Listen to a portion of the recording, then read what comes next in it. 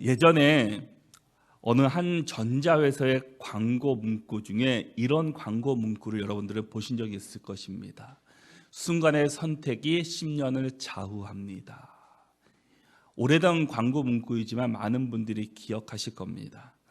냉장고나 TV 같은 가전제품들은 보통 그것들을 구입하게 되면은 수명이 한 10년 정도까지 가기 때문에 선택을 잘해서 사야 하기 때문입니다.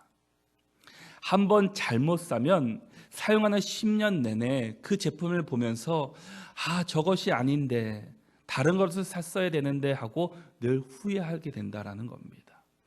반면에 내가 선택한 제품을 잘 사면은 10년 동안 그것들을 사용하면서 나는 선택을 참 잘했어, 제품을 참 잘 샀어라고 기뻐하면서 그것들을 사용한다라는 겁니다. 한 번 선택의 영향이 10년을 간다라는 것을 말해주고 있습니다. 이것뿐이겠습니까?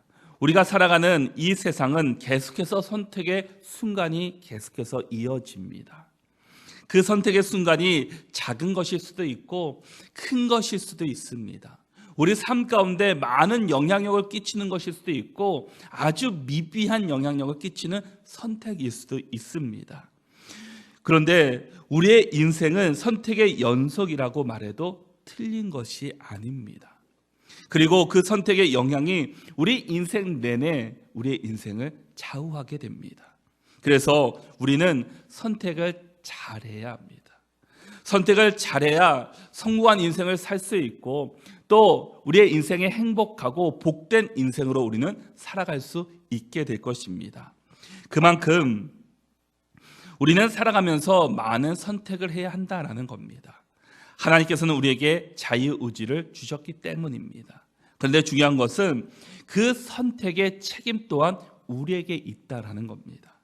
그러므로 우리는 선택을 할 때 잘해야 한다라는 겁니다. 결국 오늘의 선택이 내일의 우리가 살아가야 될 삶의 환경이기 때문입니다. 선택은 순간이지만 한번 잘못된 선택을 할 경우 그 순간적인 선택의 잘못을 회복하는 데는 많은 수고가 뒤따르게 됩니다. 우리가 잘못된 길을 가게 되면 그 잘못된 길을 간 만큼 다시금 그 길을 돌아와야 됩니다. 그만큼 우리가 잘못된 선택을 하게 될 경우 그 간 만큼의 거리를 다시금 수고해야 된다라는 겁니다. 그러기에 우리가 처음 선택할 때부터 신중하게 또한 지혜롭게 선택을 잘해야 한다라는 겁니다. 그러고 보면 우리는 먼저 잘한 선택이 있습니다. 그것은 예수 그리스도를 믿었다라는 겁니다. 하나님께서 우리를 선택하신 것이지만 우리를 예정하신 것이지만 우리는 그 선택에 순종하고 하나님을 믿고 예수 그리스도를 구주로 고백하고 지금까지 왔습니다. 이것이야말로 우리 인생 중에 가장 잘한 선택이라고 말할 수 있습니다. 우리가 선택을 하는 모든 것이 하나님이 기뻐하시고 생명을 선택을 하는 우리 모두가 되시기를 소망합니다. 링컨은 사람은 자신이 선택한 만큼 행복해질 수 있다라고 이야기를 했습니다.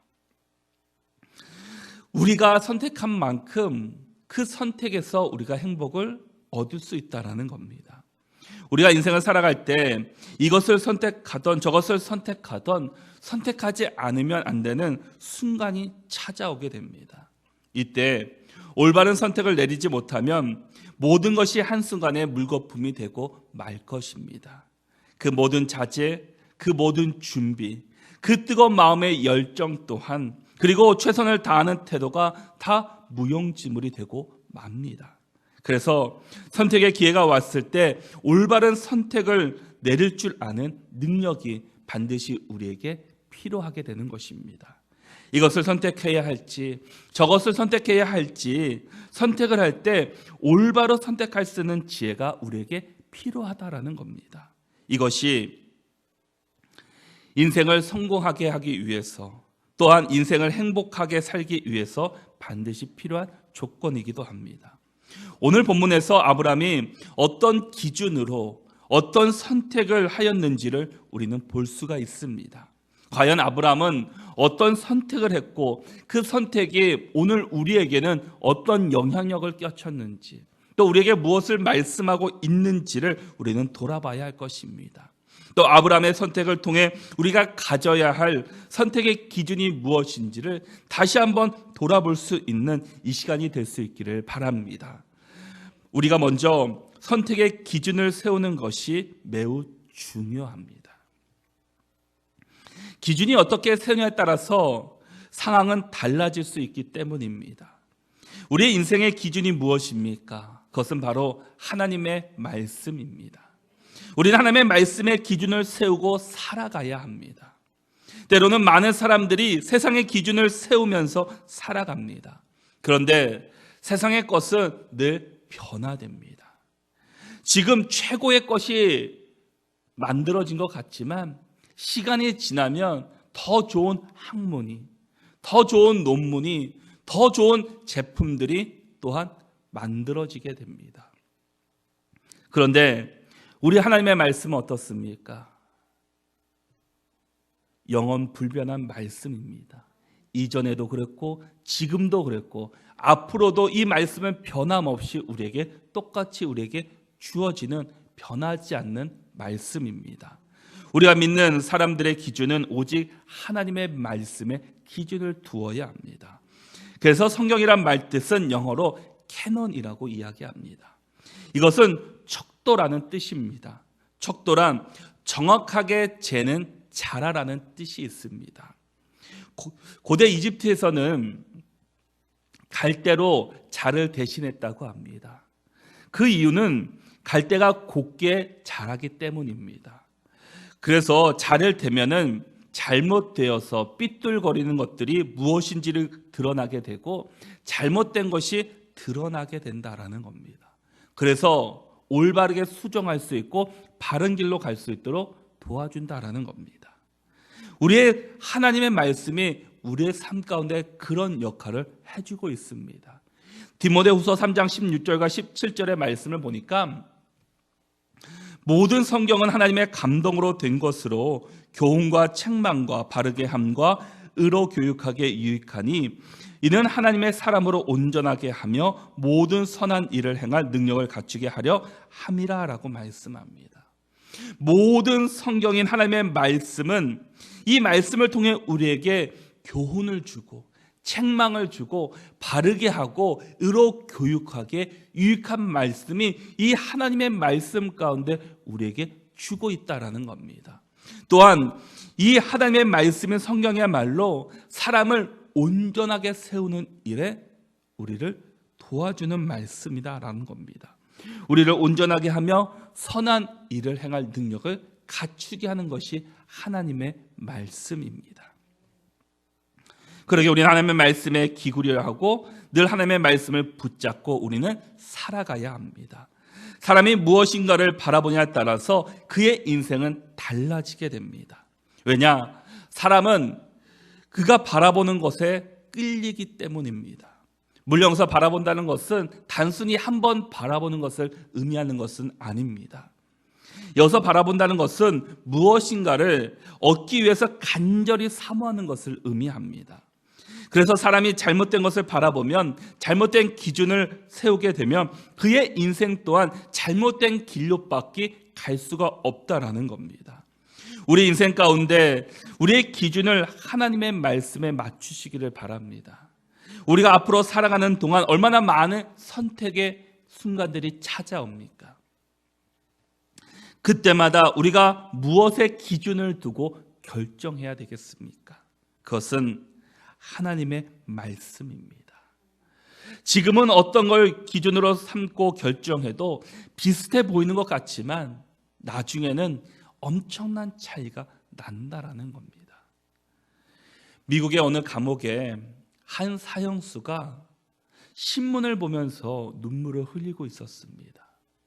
그래서 간수가 그에게 이유를 물어봤습니다. 왜 눈물을 흘리고 있습니까? 그랬더니 이 사형수가 신문을 보여줬다고 합니다. 근데 이 신문에는 크게 이런 타이틀이 적혀 있었습니다. 미국 제22대 대통령 클리브랜드 취임. 그러면서 그는 고개를 떨구면서 이렇게 이야기를 했습니다. 클리브랜드와 저는 대학 동창이었습니다. 어느 날 수업을 마치고 나오면서 우리 둘은 교회 종소리를 들었습니다. 클리브랜드는 저에게 우리 함께 교회에 가자라고 이야기를 했습니다. 그런데 저는 이 클리브랜드의 제안을 거절했습니다. 그리고 클리브랜드는 교회로 갔고 저는 술집으로 갔습니다. 그것이 우리의 인생을 이렇게 갈라놓게 되었습니다. 우리는 어떤 선택을 할 때 지금 당장 보이는 것을, 좋아 보이는 것을 선택하는 것이 아니라, 세상의 기준이 아니라, 내가 생각과 내 판단에 의한 기준이 아니라 오직 하나님의 말씀의 기준을 세우고 기도하며 결정하면 선택하는 하나님의 백성들이 될 수 있기를 바랍니다. 선택은 순간이지만 그 결과는 우리의 인생을 결정짓기 때문입니다. 평생을 좌우하기 때문입니다. 우리가 올바른 기준인 하나님의 말씀으로 결정하고 선택할 수 있는 믿음의 백성들이 될 수 있기를 바랍니다. 이제 아브라함과 롯이 선택의 순간이 찾아옵니다. 그 모습 가운데 아브라함은 어떤 선택을 하는지를 우리는 눈여겨보아야 합니다. 창세기 13장 1절에서 3절까지의 말씀을 보니까 이렇게 말씀합니다. 아브라함이 애굽에서 그와 그의 아내와 모든 소유와 롯과 함께 네겝으로 올라가니 아브라함에게 가축과 은과 금이 풍부하였더라.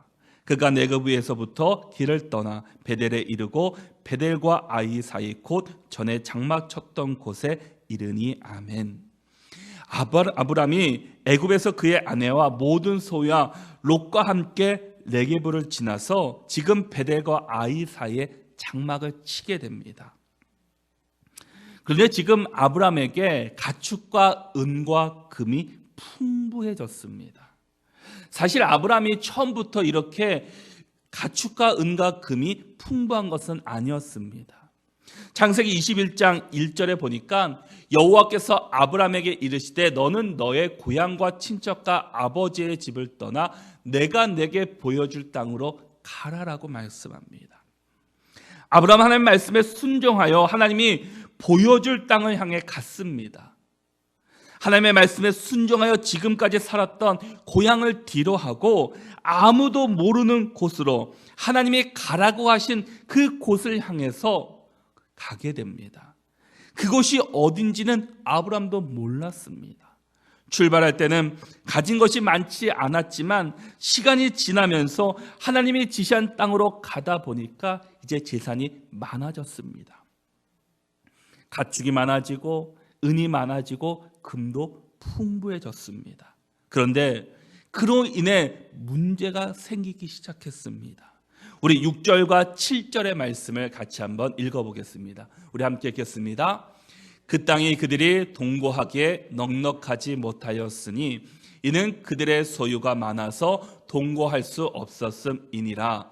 그러므로 아브라함의 가축의 목자와 롯의 가축의 목자가 서로 다투고 또 가나안 사람과 브리스 사람도 그 땅에 거주하였는지라. 아멘. 재산이 많아지자 함께 거주할 땅이 부족하게 되었습니다. 동거하기에 넉넉하지 못했습니다. 그로 인해서 이제 아브라함의 가축의 목자와 롯의 가축의 목자가 싸우기 시작합니다. 서로 다투기 시작합니다. 그리고 이미 그 땅에는 가나안 사람과 브리스 사람들이 거주하고 있었습니다. 가나안 사람과 브리스 사람이 이미 좋은 땅을 선점하고 있었던 때였습니다. 그렇다 보니까 남은 땅이 좋은 땅이 많지 않았습니다. 그로 인해서 서로가 더 좋은 땅을 얻고자, 더 많은 땅을 얻고자 서로 다툼이 일어나기 시작했다라는 겁니다. 이 모습을 본 아브라함이 롯에게 이야기를 합니다. 우리 8절 말씀을 같이 한번 읽겠습니다. 함께 읽겠습니다. 아브라함이 롯에게 이르되 우리는 한 친족이라 나나 너나 내 목자나 서로 다투게 하지 말자. 아멘. 아브라함과 롯이 직접 싸운 것은 아닙니다. 하지만 그들의 목자가 다투었으므로 결국 주인의 싸움까지 번질 수 있는 일입니다. 그래서 아브라함은 어떤 결정을 하게 됩니까? 우리가 서로 한 가족이다. 그런데 왜 우리가 서로 싸우고 있느냐? 우리 다투지 말자. 싸우지 말자. 아브라함은 화평을 선택하였습니다. 서로 다투게 하지 말라고 하면서 아브라함은 더 놀라운 제안을 하는 것을 보게 됩니다. 우리 9절 말씀을 같이 한번 읽겠습니다. 함께 읽겠습니다. 내 앞에 온 땅이 있지 아니하냐? 나를 떠나가라.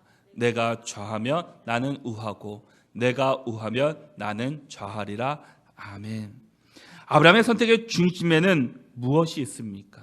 배려하는 마음이 있었고 사랑하는 마음이 있었고 화평과 평화의 마음이 있었습니다. 그는 하나님의 마음으로 그런 결정을 하였습니다. 롯에게 먼저 선택권을 주었습니다. 지금까지 이 재산을 모으는데 많은 공헌을 한 사람이 누구입니까? 롯입니까? 아닙니다. 아브라함입니다. 조카 롯이 아니라 이 재산을 모으는 데는 아브라함의 영향력이 많이 컸습니다. 그런데 본인이 먼저 선택하는 것이 아니라 조카 롯에게 먼저 선택권을 주었습니다. 아브라함은 이것으로 인해서 서로 싸우고 하나님의 영광을 가리는 것을 원치 않았기 때문입니다. 아브라함의 모든 생각과 행동에는 그의 가운데 하나님의 마음이 있었기 때문입니다. 하나님이 기뻐하시는 일이 무엇인지를 그는 먼저 생각했습니다. 무엇이 믿음 있는 사람의 모습인지를 우리가 다시 한번 그의 모습을 통해서 생각해 보게 됩니다. 우리는 선택의 순간에 무엇을 먼저 선택하십니까? 무엇을 먼저 생각하시는지요?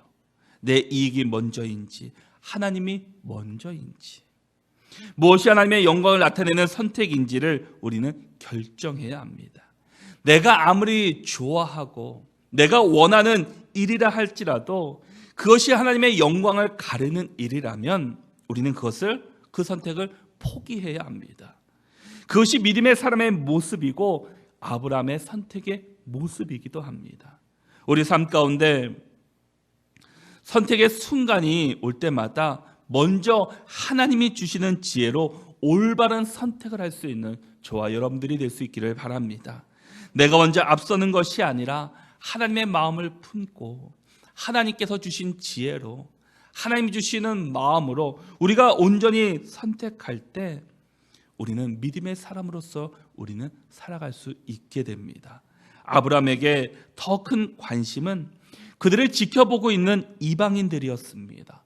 본문 7절의 말씀을 보니까 그 땅에는 가나안 사람과 브리스 사람도 그 땅에 거주하였는지라라고 말씀합니다. 지금 그 자리에는 아브라함과 롯 그리고 그들의 목자들과 그들을 지켜보고 있는 이방인들이 있었습니다. 근데 그들 앞에서 하나님의 자녀라고 하는 사람들이 하나님의 백성이라고 하는 사람들이 서로 다툰다면 이 이방인이었던 가나안 사람들, 브리스 사람들이 그들을 어떻게 보겠냐라는 겁니다. 하나님을 욕되게 하는 모습이 싫어서 아브라함은 화평을 선택하였습니다. 아브라함은 재산이 우선순위가 아니라 하나님의 나라와 하나님의 의를 먼저 선택한 결과였습니다. 분쟁은 늘 파괴를 가져오지만 화평은 아름다운 덕을 세우게 합니다. 마태복음 5장 9절에서도 화평하게 하는 자는 복이 있나니 그들이 하나님의 아들이라 일컬음을 받을 것이며 화평하게 하는 자가 복이 있다고 말씀합니다. 그런데 어떤 복이 있습니까? 하나님의 아들이라는 복을 일컫음을 받는다라는 겁니다. 세상 사람들이 우리 그리스도인들을 보면서 무엇에 크게 감동을 받습니까? 우리가 예배 잘 드리는 모습, 우리가 많은 기도하는 모습들, 교회의 크기들, 전도하는 모습들, 성경을 많이 읽어서 그들이 감동하겠습니까? 결코 아닙니다. 사랑할 수 없는 사람을 사랑하고, 용서할 수 없는 사람을 용서하고, 화해할 수 없는 사람을 품어주고 안아주는, 헌신하고 희생하는 그런 모습을 보고 믿지 않는 사람들은 우리를 보고 감동을 받게 됩니다. 우리는 어떤 삶을 살아가야 되겠습니까? 우리 그리스도인들은 어떤 인생으로 우리는 살아가야 되겠습니까? 잠언 17장 1절의 말씀을 보니까 마르던 한 조각만 있고도 화목하는 것이 재욱이 집에 가득하고도 다투는 것보다 나으니라라고 말씀합니다. 재욱이 가득한 부유한 집이 있지만 다투는 것보다 그냥 마른 떡 한 조각, 가난하지만 화목한 그 집이 더 좋다라는 겁니다. 시편 84편 10절에서도 주의 궁전에서의 한날이 다른 곳에서의 첫날보다 나은지, 악인의 장막에 서는 것보다 하나님의 성전 문지기로 있는 것이 좋습니다라고 고백합니다. 악인의 장막에 사는 것이 얼마나 윤택하겠습니까? 얼마나 많은 것을 누리겠습니까? 그러나 그런 것보다 성전 문지기로 힘들고 어렵지만, 고생하지만, 그렇지만 하나님과 함께하는 그 삶이 더 행복하다라고 고백하고 있습니다. 내가 아무리 많은 것을 가지고 있다 할지라도 그것이 다툼의 원인이 된다면 우리는 그것들을 내려놓아야 합니다. 아무리 그 자리가 명예가 있고 권력이 있는 자리이고 아무리 편안한 자리라 할지라도 그 자리가 하나님께서 원하지 않는 자리라면 우리는 내려놓아야 합니다. 우리는 하나님이 원하시는 뜻을 따라 살아가는 사람들이 되어야 합니다. 하나님께서 원하시는 선택을 하는 사람들이 되어야 합니다. 사랑하기 때문에 내 것을 나눠줄 수 있고, 사랑하기 때문에 우리는 희생할 수 있습니다. 아브라함은 하나님이 주신 믿음이 있었기 때문에, 하나님께서 지금까지 이끌어주시는 사랑하기 때문에 하나님의 마음으로 선택하고 롯에게 먼저 선택권을 주었습니다. 이런 마음이 우리 안에 넘쳐날 수 있기를 바랍니다. 이제 선택권을 먼저 받은 롯이 선택을 하게 됩니다. 그런데 롯은 어떤 선택을 하게 됩니까? 우리 10절과 11절의 말씀을 같이 한번 읽겠습니다. 우리 10절과 11절 말씀 함께 읽겠습니다. 이에 롯이 눈을 들어 요단 지역을 바라본지 소알까지 온 땅에 물이 넉넉하니 여호와께서 소돔과 고모라를 멸하시기 전이었으므로 여호와의 동산 같고 애굽 땅과 같았더라. 그러므로 롯이 오단 좋은 지역을 택하고 동으로 옮기니 그들이 서로 떠난지라. 아멘. 롯은 눈을 들어 요단 지역을 바라보고 물이 넉넉한 눈에 보이기 좋은 소알 지역 소돔과 고모라 땅을 선택하게 됩니다. 그리고 본인이 선택한 동쪽으로 이제는 이동하게 됩니다. 그러다 그때 여호와께서 소돔과 고모라를 멸하시기 전이었다.